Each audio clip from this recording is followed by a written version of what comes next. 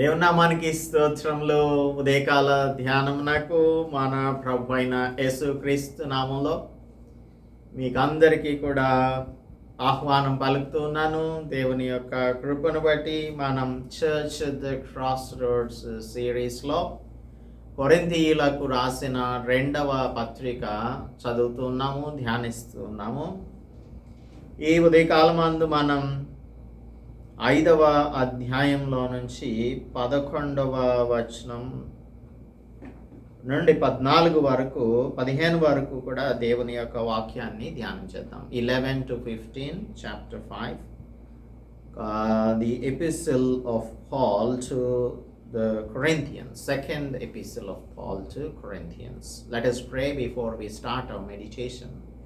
పరిశుద్ధుడా మా ప్రియ రక్షక, ఈ ఉదయకాలమందు మీ పాద సన్నిధిలోనికి మేము వచ్చి మిమ్మను మీ మాటలను ధ్యానించడానికి మాకు అనుగ్రహించిన ఈ ప్రశస్త సమయమును బట్టి వందనములు చెల్లిస్తూ మాతో మాట్లాడి మమ్మల్ని బలపరచమని క్రీస్తు యేసు పరిశుద్ధ నామంలో ప్రార్థిస్తున్నాం తండ్రి, amen. Once again welcome to the morning meditation. అందరికీ కూడా వందనాలు. దేవుని యొక్క కృపను బట్టి మీరందరూ క్షేమంగా, ఆరోగ్యంగా, ఆత్మీయంగా ఉన్నారని నమ్ముచూ ఉన్నాము. మొన్నటి దినమందు మనం అపోస్తుల్ పాల్ కొరింథీయులకు రాసిన 2వ పత్రిక 5వ అధ్యాయం మొదటి 10 వచనాలను ధ్యానం చేశాం. ఇందులో ఒక క్రిస్టియన్ యొక్క ఇటర్నల్ డెస్టినీ ఏంటి అనే దానిని మనం పరిశీలన చేశాము. అందరం కూడా దేవుని ఎదుట మనం ప్రత్యక్షం కావలసిన ఒక రోజు రాబోతుంది. కాబట్టి మనం చేసే పనులు చెడ్డవైనా సరే, మంచివైనా సరే, దేహంతో జరిగించిన వాటి యొక్క ఫలమును ప్రతివాడు పొందినట్లు మనం ఆయన ఎదుట నిలబడాల్సి వస్తుంది అని అపోస్తలుడు పౌలు జ్ఞాపకం చేశారు. ఈరోజు మనం 11వ వచనం నుంచి చదువుతున్నాము. కావున మేము ప్రభువు విషయమైన భయము నెరిగి మనుష్యులను ప్రేరేపించుచున్నాము. మేము దేవునికి ప్రత్యక్షపరచబడిన వారము, మీ మనస్సాక్షులకు కూడా ప్రత్యక్షపరచబడి ఉన్నామని నమ్ముచున్నాను. ఈ 2వ కొరింథీయులకు రాసిన పత్రిక చాలా వరకు ఆటోబయోగ్రాఫికల్గా ఉంటుంది. పాల్ తనను తాను డిఫెండ్ చేసుకోవడానికి తన అపోస్టల్షిప్ని లేదంటే తన యొక్క అపోస్టలిక్ మినిస్ట్రీని డిఫెండ్ చేసుకోవడానికి మాట్లాడుతూ ఉన్నాడు. 2వ అధ్యాయం 13వ వచనం నుంచి 7వ అధ్యాయం 5వ వచనం వరకు కూడా he departs temporarily from the main subjects in order to defend himself. దీనినే మనం గ్రేట్ డైగ్రెషన్ అని పిలుస్తూ ఉన్నాము. సో అపోస్తలుడు పౌల్ తనను తాను డిఫెండ్ చేసుకుంటూ ఉన్నాడు. అదే సందర్భంలో చెప్తూ ఉన్నాడు, కావున మేము ప్రభువు విషయమైన భయము నెరిగి మనుషులను ప్రేరేపించుచున్నాము. ఇక్కడ we see the message in the light of eternal destiny. మన క్రైస్తవ లోకమునకు లేదంటే క్రైస్తవులకు, విశ్వాసులకు ఒక గమ్యస్థానం ఉంది. అది నిత్యరాజ్యమునకు చేరటం, దేవుని సన్నిధిలోనికి చేరటం. ఇటువంటి దేవుని మాటలను ప్రకటించేటువంటి వారు, తమ ఇటర్నల్ డెస్టినీని తెలుసుకున్నటువంటి వారు, వారికి ఒక మెసేజ్ కావాలి. ఆ మెసేజ్ ఏంటి అంటే, యేసుక్రీస్తు ప్రభువు మన ఎడల చూపిన ప్రేమను బట్టి మనం ఆయన కొరకు ఏమి ప్రయాసపడుతున్నామో, ఎలాగూ ప్రయాసపడుతున్నామో, ఆయన రాజ్య వ్యాప్తిలో మనం ఏ విధంగా పాలిభాగస్థులం అవుతున్నామో అనే దానిని ఇక్కడ ప్రస్తావిస్తూ ఉన్నాడు. హెబ్రీయులకు రాసిన పత్రికలో 12వ అధ్యాయంలో అపోస్తలుడు పౌలే ఈ మౌంట్ సినాయి పర్వతం దగ్గర దేవుడు ప్రత్యక్షమైనప్పుడు అక్కడున్నటువంటి వారందరూ కూడా భయంతో వణికిపోతూ ఉన్నారు. అన్నీ కూడా థండరింగ్స్ వస్తున్నాయి, ఉరుములు, మెరుపులు, సాంద్రమేఘాలు, పర్వతమంతా కంపించిపోతుంది. అటువంటి సినాయి పర్వతం దగ్గర మోసెస్ ఏం చెప్తున్నాడు అంటే, చూడండి మోసెస్ ఇప్పుడైతే let us see from verse 18 onwards. Hebrews chapter 12 verse 18. స్పృశించి తెలుసుకొనదగినట్టు మండుచున్నట్టు కొండకును, అగ్నికిని, car మేఘమునకును, గాఢాంధకారమునకును, తుఫానుకును, బూరధ్వనికిని, మాటల ధ్వనికిని మీరు వచ్చి ఉండలేదు. ఒక్క జంతువు అయినను ఆ కొండను తాకిన ఎడల రాళ్లతో కొట్టబడవలెనని ఆజ్ఞాపించిన మాటకు వారు తాళలేక ఆ ధ్వని వినిన వారు మరి ఏ మాటయు తామతో చెప్పవలదని బతిమాలుకొనిరి.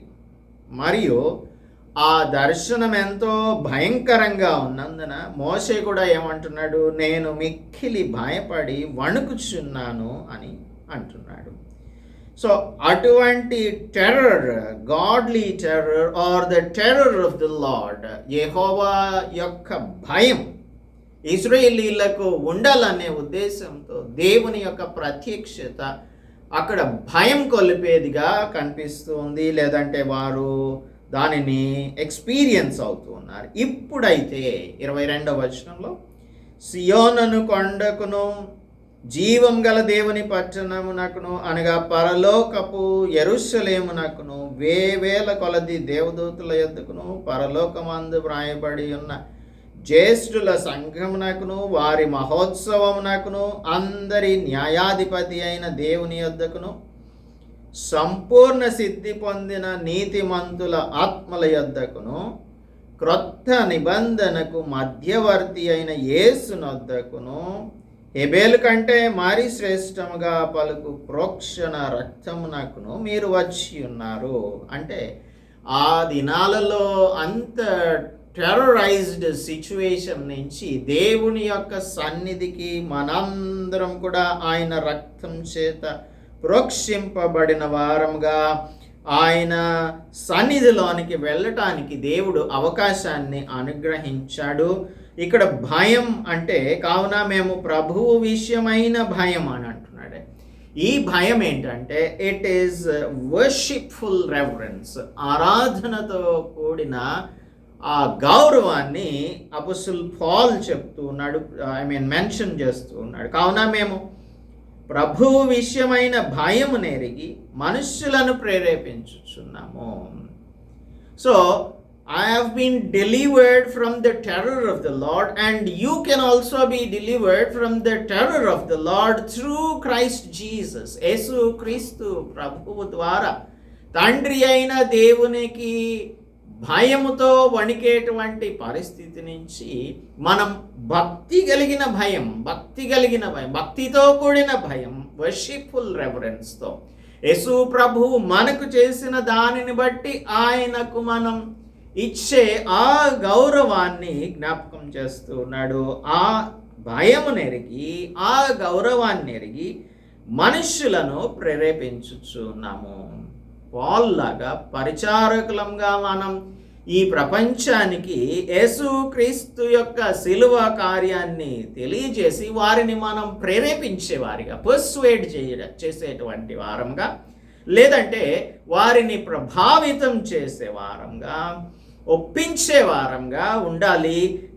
కాబట్టి అటువంటి స్థితిలో ఉన్న మేము మిమ్మలను, మనుష్యులను ప్రేరేపిస్తూ ఉన్నాము. అయితే ఇక్కడ సాడ్ థింగ్, సారఫుల్ థింగ్ ఏంటి అని అంటే, అసహనంగా అపోస్తలుడు పౌలు ఫీల్ అవ్వడానికి కారణం ఏంటంటే, ఈ కొరింథియన్ క్రిస్టియన్స్నే లేదంటే కొరింథియన్ చర్చ్నే ప్రేరేపించవలసి వస్తుంది. ఆల్రెడీ దేవుని తెలుసుకున్న వారిని మనం ప్రేరేపించిన అవసరం లేదు. ఎవరైతే దేవుని తెలుసుకోకుండా నశించిపోతున్నారో వారిని దేవుని యొద్దకు తీసుకురావడానికి మనం పర్సువేడ్ చేయాలి, ప్రేరేపించాలి, వారిని ప్రభావితం చేయాలి, వారిని ఒప్పింపజేయాలి. ఆ విధంగా చేయవలసిన మనం ఎలా ఉన్నాము అంటే, ఒక దేవుని సేవకుడు దేవుని బిడ్డలైన వారినే ప్రేరేపించవలసి వస్తుంది. What is this sorrowful condition అంటే, వారికి సరి అయిన అవగాహన లేదని మనకు అర్థమవుతుంది. ఈ కొరింథియన్ క్రిస్టియన్స్కి సరి అయిన అవగాహన లేదు. మేము దేవునికి ప్రత్యక్షపరచబడిన వారం అంటే దేవునికి మేము తేటగా కనిపిస్తూ ఉన్నాం. He can look into our hearts and he can look into our minds and he knows that we are doing his service. ఆయన సేవను చేస్తున్నాము. అది కూడా మేము we are not doing it with selfishness, సెల్ఫ్లెస్గా, నిస్వార్థంగా దేవుని యొక్క సేవను మేము చేస్తున్నాము అని అపోస్తలుడు పౌల్ తనను తాను డిఫెండ్ చేస్తున్నాడు. మీ మనస్సాక్షులకు కూడా ప్రత్యక్షపరచబడి ఉన్నామని నమ్ముచున్నాము. పౌల్ యొక్క వేషధారులందరూ కూడా పౌల్ యొక్క వ్యతిరేకులందరూ కూడా వేషధారులుగా ఉంటూ ఉన్నారు. వారికి అపోస్తలుడు పౌల్ యొక్క యథార్థత ఏంటో అది కరెక్ట్గా వారికి తెలుసు, తెలియక ఏమి కాదు, తెలుసు. అయినప్పటికీ కూడా they were led by the false doctrines, false ప్రీచింగ్స్ని బట్టి, వారు అనుకున్నదే కరెక్ట్ అని అనుకోవడాన్ని బట్టి పౌల్ యొక్క ప్రీచింగ్ని వారు తప్పుపడుతూ ఉన్నారు. అందుకే అంటున్నాడు, మేము మీ మనస్సాక్షులకు కూడా ప్రత్యక్షపరచబడి ఉన్నాం. If you think all these things, వీటన్నింటినీ కూడా మీరు మననం చేసుకొని, మీరు మా యొక్క క్రియలను, మా మెసేజ్ని, మా సువార్తను మీరు అర్థం చేసుకున్నట్టయితే, మా ప్రవర్తనను మీరు అర్థం చేసుకున్నట్లయితే, మీ మనస్సాక్షులకు కూడా తెలుసు మా హృదయంలో ఏముంది అనేది. There is nothing hidden in the heart of apostle Paul or his companions. కాబట్టి వారి ఉద్దేశంలో ఏంటి, వారి చిత్తం ఏంటి, వారి మనసులో ఉన్నదేంటి అన్నీ కూడా కొరింథియన్ క్రిస్టియన్స్కి తెలుసు. 12వ వచనం, మమ్మును మేమే మీ ఎదుట తిరిగి మెప్పించుకొనటం లేదు, కానీ ఇప్పుడు మేము మిమ్మల్ని మెప్పించడానికి, లేదంటే మమ్మల్ని మేము మీ ఎదుట మెప్పించుకోవడానికి ఇది సమయం కాదు. Already you know that we are very clear in our ministry. మా పరిచర్యలో మేము ఎంత స్పష్టంగా ఉన్నామనేది, మా ఉద్దేశములు, మా లక్ష్యాలు, మా గమ్యాలన్నీ కూడా మీకు తెలిసే ఉన్నాయని మాకు అర్థమవుతుంది, మీకు కూడా తెలిసింది. అయితే మమ్మల్ని మేము మరలా మెప్పించుకోవడానికి ఇది సమయం కాదు. హృదయమునందు అతిశయపడక పైరూపమునందే అతిశయపడు వారికి ప్రత్యుత్తరం ఇచ్చుటకు మీకు ఆధారం కలగవలనని మా విషయమై మీకు అతిశయ కారణం కలిగించుచున్నాము. వీరు ఆ కొరింథియన్ క్రిస్టియన్లో పాల్ని వ్యతిరేకించేటువంటి వారు తప్పుడు సిద్ధాంతాలను బట్టి వారు అతిశయిస్తూ ఉన్నారు. ఎందుకంటే వారి హృదయాలలో లోకం ఇంకా పోలేదు. ఆ లోకంను వారిలోనే, వారి జీవితాల్లోనే, వారి హృదయాల్లోనే కలిగి ఉన్న వారిగా దేవుని రెండు పడవల మీద కాళ్ళేసిన రీతిలో ఇటు లోకం కావాలి, ఇటు దేవుడు కావాలి అని వారు దేవుని వెంబడించాలని అనుకుంటున్నారు. No, it is not possible. ఇది కుదరదు. మీరు you should not boast about the false doctrines. You have to boast about something that is acceptable unto the Lord. దేవునికి ఇష్టమైన రీతిలో ప్రవర్తించటం ద్వారా మీరు దేవుని చిత్తాన్ని చేసేవారిగా ఉండాలి, అంతేకాని వేషధారులుగా ఉండకూడదు అని చెప్తూ ఉన్నాడు. మత్తయి సువార్త 6వ అధ్యాయంలో కూడా యేసు ప్రభు ఇదే చెప్తూ ఉన్నాడు. మనుష్యులు చూడాలని చెప్పి మీరు క్రియలను చేయొద్దు అని అంటున్నాడు. 6:1 చూడండి. 6:1 మాథ్యూ చాప్టర్ 6:1, మనుష్యులకు కనబడవలెనని వారి ఎదుట మీ నీతి కార్యం చేయకుండా జాగ్రత్త పడుడి, లేని ఎడల పరలోకమందున్న మీ తండ్రి యొద్ద మీరు ఫలము పొందరు. కాబట్టి మీరు ఫలం పొందాలి అంటే మీరు వేషధారులుగా ఉండకూడదు. బోర ఊదింపవద్దు అని అంటున్నాడు. సమాజ మందిరాల్లో, వీధులలో ఈ వేషధారులు ఏం చేస్తున్నారంటే బోరలు ఊదిస్తున్నారు, ట్రంపెట్ సౌండ్ చేస్తూ ఉన్నారు. చేసేది కొంచెం, చెప్పేది కొంచెం, చేసేదేమో అదేమంటారు దాన్ని, అంతా కూడా బోస్టింగ్ చేస్తూ ఉన్నారు అనమాట. ఇంత చేస్తారు, గోరంతలు కొండంతలుగా చెప్పుకుంటూ ఉంటారు. మేము అది చేస్తున్నాం, ఇది చేస్తున్నాం, ధర్మం చేస్తున్నాం అని. ఇంకా వేషధారణతోనే వారు ప్రవర్తిస్తూ ఉన్నారని యేసు ప్రభు హెచ్చరిస్తూ ఉన్నాడు. ఇక్కడ వీరు కూడా అటువంటి వేషధారణలోనే ఉన్నారు. వారేంటంటే హృదయమునందు అతిశయపడక పై రూపమునందే అతిశయపడుతున్నారు. ఇటువంటి వారికి ప్రత్యుత్తరం ఇవ్వడానికి మీకు ఒక ఆధారం కావాలి. అదేంటంటే మేమే అయి ఉండాలి. ఆ ఆధారం మేమే. ఆ అతిశయ కారణం ఏంటి అంటే apostle Paul is doing the Lord service open heartedly selflessly అనే దానిని మీరు తెలుసుకున్నప్పుడు మీరు మమ్మను గురించి దేవుని ఎదుట లేదంటే మనుష్యుల ఎదుట అతిశయించడానికి కారణం అవ్వాలి. తన బలహీనతల్లో, తన శ్రమల్లో, తన పోరాటాల్లో, తన సంఘర్షణలలో అన్నింటిలో కూడా అపోస్టల్ పాల్ అతిశయిస్తున్నాడు. వాటి యందు కొరింథియన్స్ మాత్రం అతిశయపడేటువంటి వారిగా ఉండకుండా ఇంకా పాల్ని ఎగతాళి చేసేటువంటి వారు. How is he కంటెంటెడ్ with all these things? ఈ విధంగా సఫరింగ్స్లో ఉంటూ ఏ విధంగా బోస్ట్ చేయగలుగుతున్నాడు, ఎలాగ దేవుని కోసం పని చేయగలుగుతున్నాడు అనేది వీరికి అర్థం కానటువంటి విషయం. They think that he is mad. ఒక ఇన్సేన్ పర్సన్ లాగా, వేరేవానిలాగా కన్సిడర్ చేస్తూ ఉన్నారు అపోస్టల్ పాల్ని. మనం డేవిడ్కి పట్టాభిషేకం చేయమని, అనాయింట్ చేయమని శామ్యుయల్కి చెప్పినప్పుడు సమూయేలు 16వ అధ్యాయంలో, మొదటి సమూయేలు గ్రంథం 16వ అధ్యాయంలో 6వ వచనంలో యెషయి ఇంటికి వెళ్ళాడు. యెషయి ఇంటికి వెళ్ళినప్పుడు వారు వచ్చినప్పుడు, అనగా యెషయి కుమారులను శుద్ధి చేసి బలార్పించిన తర్వాత వారు వచ్చినప్పుడు ఎలియాబును చూస్తున్నాడు. ఎవరు? సమూయేలు. ఎలియాబును చూసి నిజముగా యెహోవా అభిషేకించిన వాడు ఆయన ఎదుట నిలిచి ఉన్నాడు అని అనుకుంటున్నాడు. అంటే పై రూపాన్ని చూసి మోసపోతూ ఉన్నాడు. అయితే యెహోవా సమూయేలుతో ఇలాగ సెలవిచ్చాడు. ఏమంటున్నాడు? అతని రూపమును అతని ఎత్తును లక్ష్య పెట్టకము మనుష్యులు లక్ష్య పెట్టు వాటిని యెహోవా లక్ష్య పెట్టడు. నేను అతన్ని త్రోసివేసి ఉన్నాను. మనుష్యులు పై రూపమును లక్ష్య పెట్టుదురు కానీ యెహోవా హృదయమును లక్ష్య పెట్టును అని చెప్తూ ఉన్నాడు. దేవుడు హృదయాన్ని లక్ష్య పెడతాడు, పై రూపాన్ని మనుషులు లక్ష్య పెడతారు. కాబట్టి the people were looking at, Corinthian Christians were looking at the external glitter but not the internal glory. అంతరంగంలో ఉన్న ఆ యథార్థతను కానీ మహిమను కానీ గుర్తించలేనటువంటి వారిగా ఉన్నారని ఇక్కడ అయానిక్గా, వ్యంగ్యంగా మాట్లాడుతూ ఉన్నాడు అపోస్టల్ పాల్. మేము అతిశయ కారణంగా ఉండాలని మేము ఈ విధంగా దేవుని మెప్పించడం కోసమే మేము బ్రతుకుతున్నాం కానీ మనుషులను మెప్పించడానికి బ్రతకట్లేదు. దేవుని యొక్క మెప్పును పొందాలని మేము బ్రతుకుతూ ఉన్నాం. ఏలనగా మేము వెర్రివారం అయితేమా దేవుని నిమిత్తమే.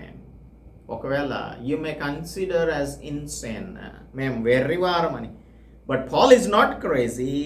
He is motivated by the love of God he has received in his life. కాబట్టి కొరింథియన్ క్రిస్టియన్స్ పాల్ని వెర్రివానిగా కన్సిడర్ చేస్తున్నారు. శ్రమలలో సౌకర్యవంతంగా, సౌఖ్యంగా ఏ విధంగా జీవిస్తున్నాడు, వెర్రివాడు కాదా అని చెప్పి he is out of his mind, బుర్ర పని చేయట్లేదు అని అనుకుంటూ ఉన్నారు. అలాగే అపోస్టల్ పాల్ని గురించి ఫేస్తూ అదే మాట మాట్లాడుతున్నాడు. చూడండి, నువ్వు వెర్రివాడు అయిపోయావు అని అంటున్నాడు. అపోస్తలుల కార్యాల గ్రంథం 26వ అధ్యాయంలో 22 నుంచి చూద్దాం. అయినను నేను దేవుని వలనైన సహాయం పొంది నేటి వరకు నిలిచి ఉంటిని. అపోస్టల్ పాల్ మాట్లాడుతున్నాడు. క్రీస్తు శ్రమపడి మృతుల పునరుద్ధానం పొందు వారిలో మొదటి వాడొకట చేత ఈ ప్రజలకును అన్యజనులకును వెలుగు ప్రచురింపబోవునని ప్రవక్తలను మోసేయు ముందుగా చెప్పినవి కాక మరి ఏవియూ చెప్పక అల్పులకును ఘనులకును సాక్ష్యం ఇచ్చుచుంటుని. అతడు ఇలాగూ సమాధానం చెప్పుకొనుచుండగా ఫెస్టస్ అంటున్నాడు, పౌలా, నీవు వెర్రివాడవు, అతి విద్య వలన నీకు వెర్రి పట్టినదని గొప్ప శబ్దంతో చెప్పాను. నీవు వెర్రివాడవు, అతి విద్య వలన నీకు వెర్రి పట్టింది అని గొప్ప శబ్దంతో ఫీస్టస్ చెప్తూ ఉన్నాడు. యోహాను సువార్త 8వ అధ్యాయం 48వ వచనంలో యూదులు యేసు ప్రభువుని గురించి ఇలాగే మాట్లాడుతూ ఉన్నారు. యేసు ప్రభు ఒక సామరీయుడని, నీవు సామరీయుడవు, దయ్యం పట్టిన వాడవు అని చెప్పుట సరియే కదా అని యేసు ప్రభుతో అంటూ ఉన్నారు. వీరందరూ కూడా ఏంటంటే they were looking at Jesus with a physical eye, and also the Corinthians were looking at Paul with a physical eye but not the spiritual eye. ఆత్మీయ అంధత్వంలో ఉన్నారు. అందుకనే యేసు ప్రభువును గుర్తించలేకపోతున్నారు యూదులు. అలాగనే ఈ కొరింథియన్ క్రిస్టియన్స్ కూడా అపోస్టల్ పాల్ యొక్క గ్రేట్నెస్ని, లేదంటే అసలు అపోస్టల్ పాల్ ఎందు నిమిత్తం దేవుని కోసం శ్రమ పడుతున్నాడు అన్న సంగతిని వారు గుర్తించలేకపోతున్నారు. Whether we are sober or we are sober minded, మేము ఎలాంటి వారం అంటే మేము క్రీస్తు నిమిత్తం వెర్రివారం అయినప్పటికీ కూడా స్వస్థ బుద్ధి గలవారం. ఎలాగనగా మేము వెర్రివారం అయితేమా దేవుని నిమిత్తమే, స్వస్థ బుద్ధి గలవారం అయితేమా మీ నిమిత్తమే. We are under control, complete control. మేము దేవుని యొక్క అధీనంలో ఉన్నాం. ఏ స్థితిలో ఉన్నా కూడా దేవుని కొరకే మేము జీవిస్తూ ఉన్నాము. క్రీస్తు ప్రేమ మమ్మును బలవంతం చేయుచున్నది. ఎలాగనగా అందరి కొరకు ఒకడు మృతి పొందెను గనుక అందరూ మృతి పొందిరనియు, జీవించు వారికి మీదట తమ కొరకు కాక తమ నిమిత్తం మృతి పొంది తిరిగి లేచిన వారి కొరకే జీవించుటకు ఆయన అందరి కొరకు మృతి పొందినని నిశ్చయించుకొనుచున్నాము. ద లవ్ ఆఫ్ క్రైస్ట్ మమ్మలను బలవంతం చేస్తుంది. It is compelling us. యేసు క్రీస్తు మన కొరకు సమస్తమును త్యాగం చేసినందుకు గాను మనం నశించిన లోకానికి కనీసం ఏదో ఒకటి చేయాలి. This is the greatest foundation of the ministry. దేవుని పరిచర్య, దేవుని రాజ్యంలో పని చేయడానికి ఇది ఒక ఫర్మ్ ఫౌండేషన్, గ్రేట్ ఫౌండేషన్గా మనం గుర్తించవలసి ఉంటుంది. క్రీస్తు ప్రభువు మన కొరకు చేసిన త్యాగం, he gave everything unto us. ఆయన సమస్తాన్ని విడిచిపెట్టి వచ్చేసాడు మన కోసం ఈ లోకంలోనికి శిలువ మరణం పొందడానికి. ఆయన శిలువ మరణం పొందాడు. ఆయన ఆఖరి బొట్టు వరకు కూడా తన రక్తాన్ని మన కొరకు ఆ శిలువలో త్యాగం చేశారు. అటువంటి క్రీస్తు ప్రభువుకు మేము ఎంతో కొంత we should do something for him అనేది మనం ఎప్పుడు కూడా జ్ఞాపకం ఉంచుకోవాలి. రాహేల్ కోసం యాకోబు ఏ విధంగా అయితే ప్రయాసపడ్డాడో, ప్రేమతో ప్రయాసపడ్డాడో, మనం దేవుని కోసం ప్రేమతో కష్టపడటానికి ఆయనకు బద్ధులంగా ఉండాలి. It should bind us. The love of Christ it has power and it should bind us and influence us. అది మనలను బద్ధులనుగా చేసి మనలను సంపూర్ణంగా ప్రభావితం చేయాలి. అదే మనకు బలాన్ని, సామర్థ్యాన్ని ఇచ్చి, అదే మనకు చోదక శక్తిగా, డ్రైవింగ్ ఫోర్స్ లాగా మనకు అది ఉపయోగపడి దేవుని కొరకు పనిచేసేలాగా చేయాలి. అదే మేము చేస్తున్నాం. క్రీస్తు ప్రేమ మమ్ములను బలవంతం చేయుచున్నది. ఎలాగనగా అందరి కొరకు యేసు ప్రభు మృతి పొందాడు కనుక అందరూ మృతి పొందిరనియు అనగా whoever dies in Christ Jesus, everyone who died in Christ will receive the benefits of his substitutionary death. ఆయన మన కొరకు చేసిన పాప ప్రాయశ్చిత్త కార్యంలో మనం పాలిభాగస్థులం అవుతాము. రోమీలకు రాసిన పత్రిక 3వ అధ్యాయం 24వ వచనం నుంచి 26వ వచనం వరకు, 3:24 నుంచి 26 వరకు. కాబట్టి నమ్మువారు ఆయన కృప చేతనే యేసుక్రీస్తునందలి విమోచనం ద్వారా ఉచితంగా నీతిమంతులని తీర్చబడుచున్నారు. పూర్వం చేయబడిన పాపములను దేవుడు తన ఓర్మి వలన ఉపేక్షించినందున ఆయన తన నీతిని కనబరచవలెనని క్రీస్తు యేసు రక్తం నందలి విశ్వాసం ద్వారా ఆయనను కరుణాధారంగా బయలుపరచను. దేవుడు అప్పటి కాలమందు తన నీతిని కనబరచు నిమిత్తం దేవుడు ఇప్పటి కాలమందు తన నీతిని కనబరచు నిమిత్తం తాను నీతిమంతుడును యేసునందు విశ్వాసం గలవానిని నీతిమంతునిగా తీర్చువాడయ్యుండుటకు ఆయన అలాగూ చేసెను. కాబట్టి ఇటువంటి సబ్స్టిట్యూషనరీ డెత్ ఆఫ్ క్రైస్ట్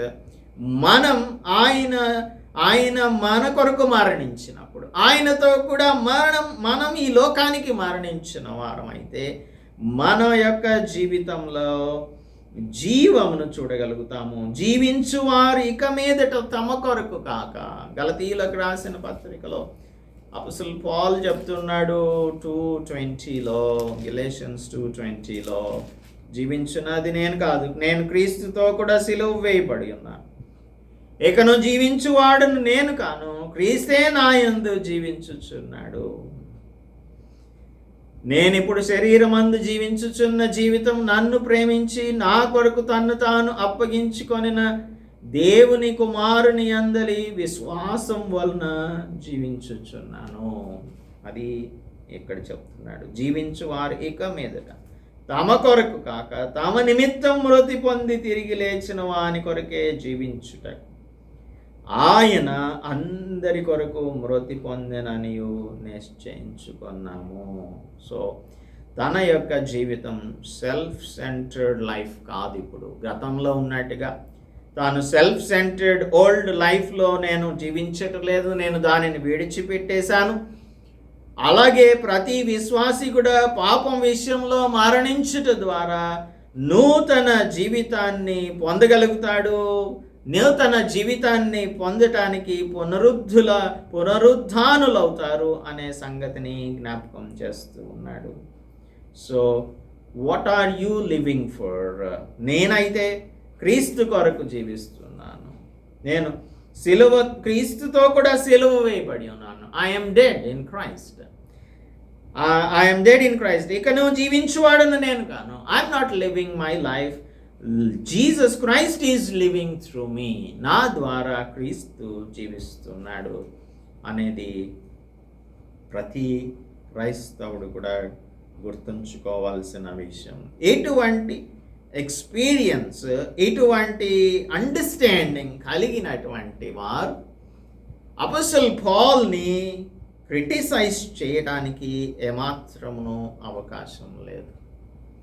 పై రూపాన్ని చూడొద్దు, అంతరంగాన్ని చూడాలి. దేవుడు అంతరంగములను పరిశీలించే దేవుడు కనుక ఒకవేళ అపోస్తలుడు పౌల్ని పిచ్చివానిగా వెర్రివానిగా కన్సిడర్ చేస్తున్నట్లు మనుషులు మనలను కన్సిడర్ చేసినప్పటికీ కూడా we know pretty well what is going on in our lives. మన హృదయాలలో దేవుడు చేసిన కార్యం, మన జీవితాలలో దేవుడు చేసిన కార్యం మనకు తెలుసు. కాబట్టి మనుషుల వైపు చూడకుండా మనం దేవుని వైపు చూస్తూ మన ఎటర్నల్ డెస్టినీ ఏంటి, మన నిత్యత్వంలో గమ్యం ఏంటి అనే దాని మీదనే మన దృష్టి సారించి ముందుకు సాగవలసి ఉంటుందని ఈ ఉదయకాలమందు దేవుడు మనలను హెచ్చరిస్తూ ఉన్నాడు. కాబట్టి let us be motivated by the love of God. దేవుని యొక్క ప్రేమ మనలను బలవంతం చేసేదిగా ఉండాలి. అప్పుడు మనం ఆయన కొరకు బలంగా పనిచేయడానికి, దేవుని కొరకు నిలబడి ఉండటానికి మనకు కృప దొరుకుతుంది. దేవుడు అందుకు మనకు సహాయం చేయనుగాక. పరిశుద్ధుడా, మా రక్షక, మా ప్రభువా, ఈ ఉదయకాలమందు మా స్థితి ఏంటో మేము ఎరిగి క్రీస్తు ప్రభు యొక్క ప్రేమను అనుభవించిన వారంగా, ఆ ప్రేమ మమ్మలను బలవంతం చేయుచు ఉన్నప్పుడు క్రీస్తు ప్రభు తను ఏ విధంగా సబ్స్టిట్యూషనరీ డెత్ మా కొరకు పాప ప్రాయశ్చిత్త బలిగా క్రీస్తు ప్రభు శిలువలో మరణించాడో, ఆ మరణమును మేము రుచి చూచినటువంటి వారంగా, జీవంలోనికి దాటిపోయిన వారంగా, నశించుచున్న వారి ఎడల మేము ప్రభువా ప్రేరేపించబడిన వారంగాను, వారికి మిమ్మల్ని గురించి తెలియపరచగలిగే వారంగాను ఉన్నట్లు మాకు సహాయం అనుగ్రహించమని, మీ యొక్క క్రీస్తు ప్రభు యొక్క కార్యం మమ్మలను బలవంతం చేయనట్లుగా సహాయం చేయమని క్రీస్తు యేసు పరిశుద్ధ నామంలో ప్రార్థిస్తున్నాము తండ్రి, ఆమేన్. దేవుని నామానికి స్తోత్రం. అందరికీ వందనాలు. దేవుడు మిమ్మను ఆత్మీయంగా ఆశీర్వదించి తన బలమును మీకు అనుగ్రహించును.